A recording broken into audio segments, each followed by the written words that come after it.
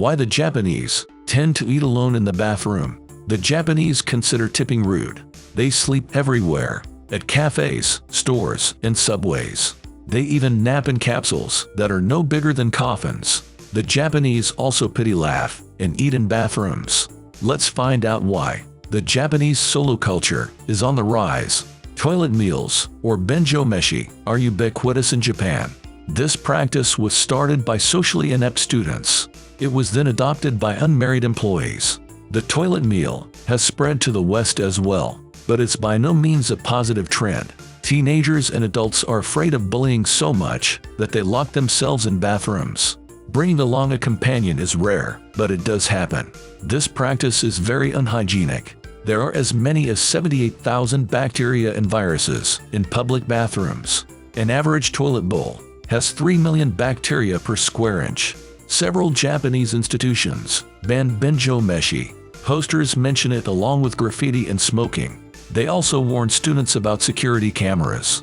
If they are caught bringing food into a bathroom, they'll be punished. However, these warnings are often fake threats put up by bullies. The Japanese consider some ordinary things weird. For example, tipping is seen as an insult. Many Japanese will chase after you to return the money. Leaving a small present rather than a tip is common. Pouring yourself a drink is also strange in Japan. At the same time, napping on someone's shoulder is normal. The Japanese are a nation of people who work long hours, so they're sleep deprived. The Japanese are used to sleeping anywhere but in their own beds. Some people just pretend to be asleep on trains. They either avoid eye contact or don't want to give up their seat. Japan is also famous for its pushers. These are subway employees who push people into crowded trains.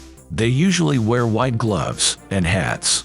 Aside from public places, the Japanese snooze in capsule hotels. These have been around since the 1970s.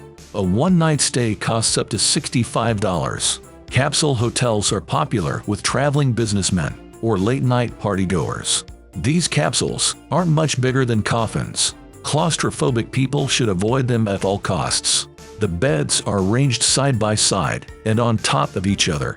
Also, did you know that slurping is not impolite in Japan? If you slurp your noodles, it means that you're enjoying the meal. Moreover, not eating loudly enough can be seen as rude. The Japanese care about politeness so much that they'll pity laugh. Japan is probably the best place for cracking jokes. Even if they're not funny, the Japanese will laugh so as not to offend you. But keep in mind that laughing with an open mouth is deemed immature. Japanese people cover their mouths at all times. When they eat, laugh, yawn, and when they're happy or surprised. When the Japanese are embarrassed, they do it with both hands. Finally, a unique Japanese superstition is avoiding the numbers 4 and 9. They are deemed ominous and unlucky. In Japanese, they sound like words for death and agony. So before traveling to Japan, be sure to learn these habits and customs.